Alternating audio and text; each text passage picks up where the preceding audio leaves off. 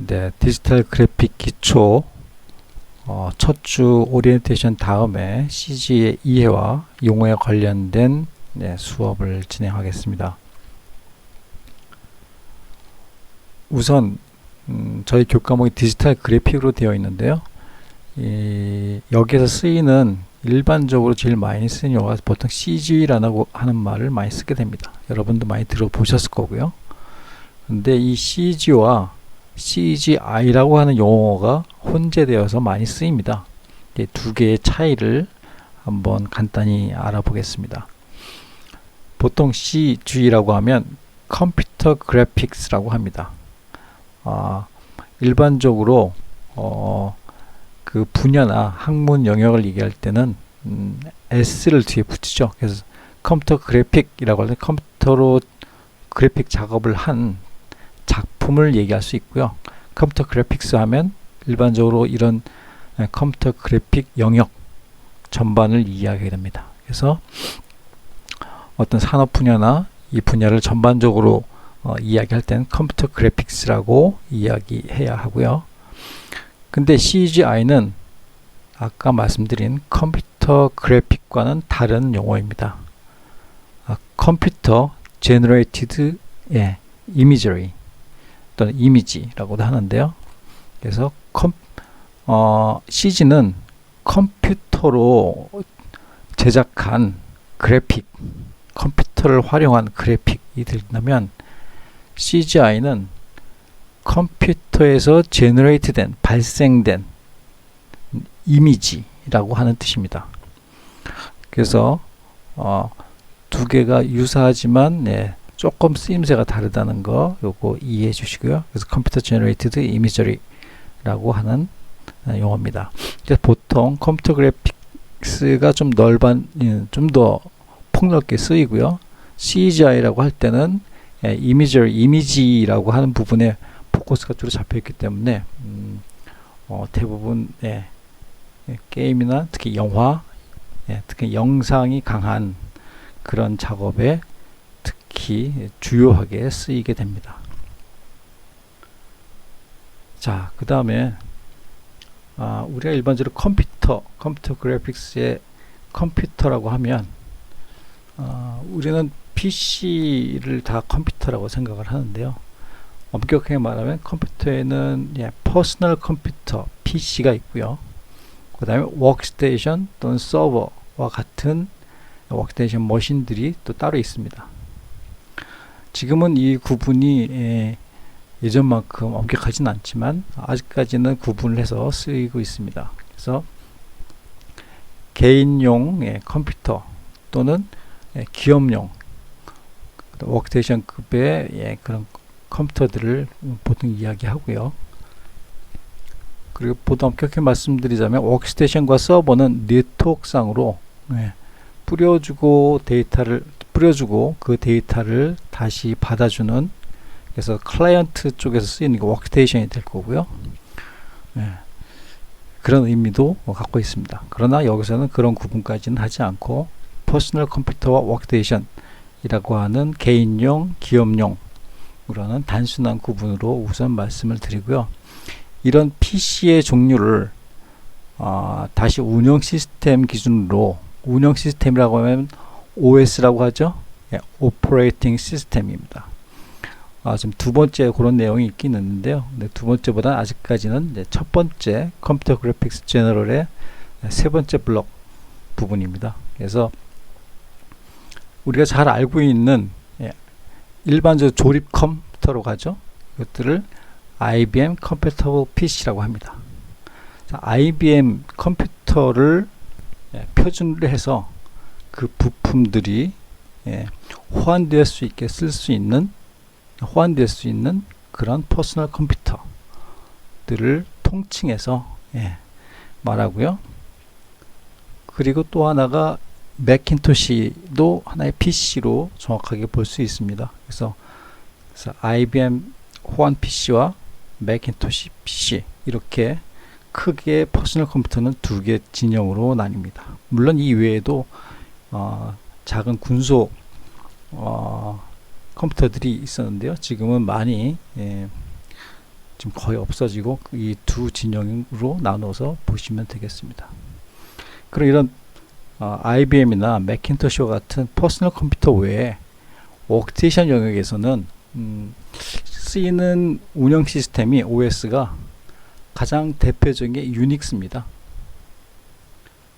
근데 이 유닉스는요, 유닉스라고 하는 이 고유 명칭이라기보다는 유닉스 OS 군이라고 말씀을 드리고 그렇게 이해하시는 게 나을 것 같습니다. 그래서 유닉스 OS의 그 큰 그룹 안에 여러 종류의 유닉스들이 산재해 있습니다. 그리고 요즘에는 그 리눅스라고 하는 것도 여러분 많이 들어보실 텐데요. 이 리눅스는 유닉스로부터 어떻게 보면 발생되어져 나온 것이라고 할 수 있지만 그 만들어진 배경이나 의도는 사뭇 다릅니다. 리눅스를 이야기하기 전에 유닉스를 좀 더 말씀드리자면, 그래서 유닉스는 기본적으로 커널이라고 하는 핵심 코어에서 쉘이라고 하는 범위로 시스템이 구성되어 있고요. 이것들이 이제 유저 네트워크를 통해서 유저로 구성되어 있는 그런 운영 시스템 구조를 갖고 있습니다. 근데 유닉스 운영 시스템들을 선호하는 이유는 강력한 네트워킹과 그다음에 사용자 관리 이런 여러 가지, 그리고 보안 기능이 이제 뛰어나고요. 그래서 예전에 PC가 크게 발전되기 이전 상태에서는 유닉스 머신들을 많이 썼습니다. 특히 이제 그래픽과 관련된 쪽에 방송국이나 대기업에서는 PC가 아닌 유닉스 워크스테이션으로 그래픽 작업들을 많이 했었어요.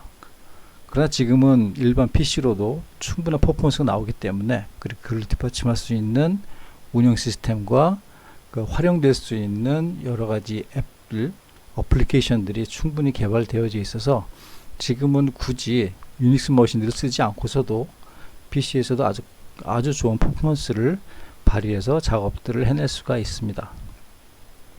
자, 유닉스의 장점은 아까 말씀드렸듯이 그래서 PC용 OS보다 훨씬 안정적이다. 그리고 강력한 보안 기능을 갖고 있다. 네트워크 환경이 뛰어나다. 뭐 이런 것들을 말씀드릴 수 있겠고요. 그 외에 뭐 닷점식 메모리 관리라든가 여러 가지 기능들이 더 있는데 이런 것들은 지금 일반 PC에서도 그와 같은 기능들을 굉장히 많이 제공을 해주고 있습니다. 자, 유닉스와 더불어서 아까 좀 전에 말씀드린 리눅스가 있는데요. 리눅스는 아마 컴퓨팅에 관심이 좀 있는 친구라면 찾아봤겠지만 자세히 잘 모르는 친구들도 있을 거예요. 리눅스는 리누스 토발즈라고 하는 사람에 의해서 개발이 되었는데요. 엄격하게 말하자면 이 사람 혼자 개발한 게 아니고요. 그 유닉스 OS 시스템이나 이런 것들을 다루는 대기업 컴퓨터 회사에 이 토발즈가 다니고 있었어요. 다니다가 여러 카피라이트에 의해서 저작권에 의해서 프로그램들을 사용하는데 한계를 갖고 많이 그 불이익을 보는 개인들이나 작은 그룹들의 사례들을 살펴보면서 대기업의 횡포를 많이 느꼈던 거죠. 그래서 이 토발즈라는 사람이 자기가 그 유닉스와 같은 기본적인 코어, 아주 핵심적인 코어만 가지고 다시 이것을 개인적으로 써내서 만들어가는 과정에서 자기가 다 해내기 힘든 부분들, 또 이것들을 검증하기 위해서 인터넷상에다가 이걸 공개를 하게 됩니다. 소스를 공개하고 모든 사람들이 이걸 보고, 그리고 각 분야의 전문가들이 이것들을 더 잘한 부분들을, 자기보다 더 잘한 부분들을 수정을 한다든가 고쳐가지고 올려주면 그것들을 수합해서 새로운 버전의 리눅스를 만들어나기 시작한 거죠. 이런 과정을 통해서 지속적으로 리눅스가 만들어져 왔고요. 그래서 리눅스는 오픈형 운영 시스템입니다. 즉 무료란 얘기예요. 그 리눅스만큼 네, 그러니까 리눅스는 유닉스만큼 안정적이고요. 그리고 똑같이 강력한 보안 기능을 갖고 있고 아주 여러 가지 장점들이 많이 있습니다. 그리고 리소스를 컴퓨터 하드웨어 리소스를 굉장히 높은 수준으로 끌어올려서 활용할 수 있는 장점도 있고요. 그래서 3D 관련 프로그램들을 사용하시는 분들 중에 가끔씩 리눅스 운영 시스템으로 컴퓨터를 활용해서 쓰시는 분들도 가끔 있습니다. 특히 이제 렌더링 쪽 하시는 분들은. 그럼에도 불구하고 일반인들이 리눅스 쓰기가 좀 불편한 이유는 충분히 많은 앱들, 애플리케이션들이 개발되어 있지 않다는 거고요. 그렇다 보니까 좀 불편합니다. 그래서 이거는 특정한 목적에 맞는 경우에 한해서 아직도 활용되고 있다. 그럼에도 불구하고 굉장히 매력적인 운영 시스템이라고 하는 거는 맞는 것 같습니다. 자, 그리고 이제 유닉스와 리눅스를 같이 이야기하면서 아까 PC와 대별되는 큰 장점들을 얘기했었는데 아까 네트워크 얘기도 말씀드렸고요. 근데 그것과 더불어서 그러니까 운영 시스템이 32비트냐 64비트냐 라고 하는 경계에서 유닉스의 장점들이 예전에 있었어요. 그래서 옛날 PC들은 그러니까 윈도우죠. 매킨토시도 마찬가지고 32비트 운영 시스템을 갖고 있었습니다. 기본적으로. 근데 그 당시에 그 옛날에 유닉스 머신들은 64비트로 작동이 됐어요. 다른 세계에서 쓰이던 거죠. 근데 32비트와 64비트를 구분을 하자면 쉽게 말해서 데이터를 처리하는 일종의 도로라고 보시면요. 데이터 처리되어야 될 차들이 있다고 치죠. 차들이 데이터를 싣고 이동을 한다고 했을 때 32차선과 64차선 같은 속도로 움직인다 하더라도 그 시간에 따라 누적되어지는 데이터량의 차이는 굉장히 크겠죠. 거기다 좀만 속도만 더 빠르다면 엄청난 차이가 생길 수 있을 겁니다. 그래서 단순하게 비교해서 그렇게 말씀드리자면 그런 건데요. 그래서 32비트보다는 64비트가 훨씬 데이터 전송량뿐만 아니라 빠른 만큼 할 수 없는 것들을 해낼 수 있는 어플리케이션이라든가 이런 것들을 처리할 수 있게 된 거죠. 대표적인 것들이 우리 같은 경우에 애니메이션이나 3D 그래픽 관련 프로그램들을 운영할 수 있게 된 겁니다. 네, 그 부분 이제 아래쪽에서 OS 두 번째 부분에 좀 더 자세히 말씀을 드릴 건데요. 그리고 하나 빠뜨렸는데 32비트 운영 시스템과 64비트 운영 시스템 중에서 여러분들은 어떤 걸 주로 쓰는 게 좋겠느냐. 아무래도 그래픽을 하시게 되면 예전보다는 고용량의 작업들을 많이 하게, 큰 파일들을 많이 작업을 하게 됩니다. 그렇기 때문에 32비트 운영 시스템은 램을 4기가 밖에 이해할 수 없어요. 4기가바이트만 인식을 합니다. 컴퓨터 메모리 램을 아무리 많이 꽂아도, 아무리 높은 램을 갖다 꽂아도, 사서 꽂아도 4기가 이상을 인식하지 못해요. 쓸 수가 없는 거죠. 근데 64비트 운영 시스템을 쓰게 되면 64비트 윈도우죠. 쓰게 되면 2TB까지 그 메모리 램을 인식할 수가 있습니다. 그렇기 때문에 고용량의 고속의 작업을 해야 되는 경우라면 당연히 64비트를 쓰는 게 정답이 되겠죠. 그래서 64비트 운영 시스템을 사용하는 것이 여러분들은 좋겠다. 근데 64비트 운영 시스템을 쓰게 되면 기존에 쓰이던 32비트 운영 시스템에서의 프로그램들이 있어요. 같이 쓰이게 되겠죠. 초기에는 그래서 64비트 운영 시스템에서는 32비트 기존에 쓰던 프로그램들이 잘 돌아가지 않아서 호환성이 안 좋았어요. 근데 점차 이것들이 이제 많은 기술이 개발되면서 여러 착오를 겪으면서 개선이 돼서 지금은 64비트 운영 시스템에서 32비트 기존의 운영 시스템들도 프로그램들도 아주 호환성이 높게 잘 작동되고 있습니다. 그래서 여러분들이 그 일반적으로 윈도우 프로그램 기준으로 했을 때 윈도우 운영 시스템 기준으로 했을 때 C 드라이브에 있는 디렉토리 네임, 폴더 이름을 보시면 프로그램을 설치했을 때 C 드라이브에 프로그램 파일스라고 하는 폴더가 생깁니다. 이 폴더에는 64비트용 프로그램들이 설치가 되어지는 그런 폴더 디렉토리고요. 32비트용 프로그램들은 프로그램 파일스 x86이라고 별도로 폴더 디렉토리가 있습니다. 그 안에는 32비트 전용 프로그램들이 설치되어진다는 것을 이해하고 계시면 되겠습니다. 32비트, 64비트 말씀을 좀 드렸고요. 그리고 또 말씀드릴 부분이 파일 시스템을 또 말씀드려야겠네요. 조금 전에는 이제 운영 시스템에 관한 부분이었고요. OS의 운영 시스템이 32비트냐 64비트냐고, 지금은 작업을 하게 되면 하드 드라이브나 또 뭐 메모리, USB 메모리, 여기에 데이터를 이제 담게 되죠.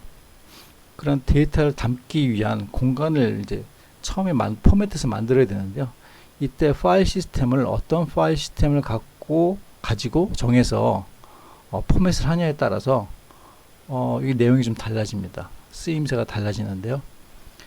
보통 일반적으로 여러분들이 하드 공간을 포맷하려고 하면 FAT 또는 FAT32로 포맷을 할 것인지 NTFS로 포맷을 할 것인지 선택하게 되어 있습니다. 물론 매cin토시에서는 별도의 파일 시스템을 제공하고 있습니다. 그래서 일반적으로 FAT32와 NTFS를 골라서 파일 시스템을 정해서 포맷을 해야 되는데요.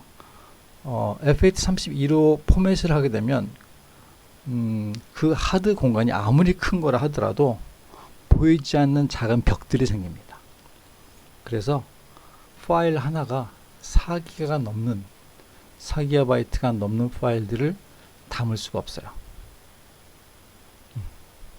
100기가바이트라고 하는 공간이 있다 하더라도 거기 4기가라고 하는 작은 방 구조로 나뉘어져 있거든요.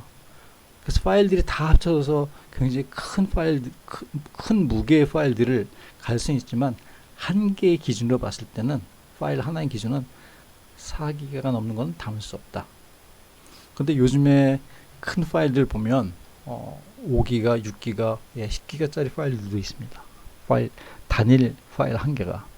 그래서 이런 파일들은 요즘에 굉장히 자주 볼 수 있기 때문에 이런 파일들을 담으려면 NTFS, 즉 이게 NT 파일 시스템이거든요. NT 파일 시스템으로 포맷을 하셔야 이런 고용량의 파일들을 속도에 유리하게 작업하고 저장하고 카피할 수가 있습니다.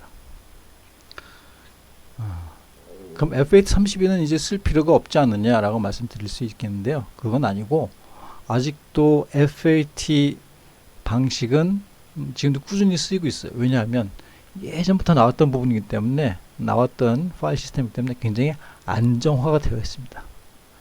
요즘에 나오는 큰 데이터에 대처하지 못하지만 굉장히 안정성이 높기 때문에 이런 거는 어디에 쓰이냐? 자동차라든가 지금 전산으로 해서 디지털화된 여러 가지 기계들이 부품들이 많이 있죠. 그래서 여러분들이 쉽게 이해할 수 있는 자동차라든가 그 외 여러 가지 안전이라고 하는 부분에서 굉장히 중요한 의미를 갖는 하드웨어들, 이런 것들은 그 안에 지금 디지털로 컨트롤할 수 있는 것들이 많이 개발되어 있지만 여기에 쓰이는 파일 시스템들은 FAT32 방식으로 포맷해서 그 안에 데이터를 쓰고 그걸로 운영이 되어집니다.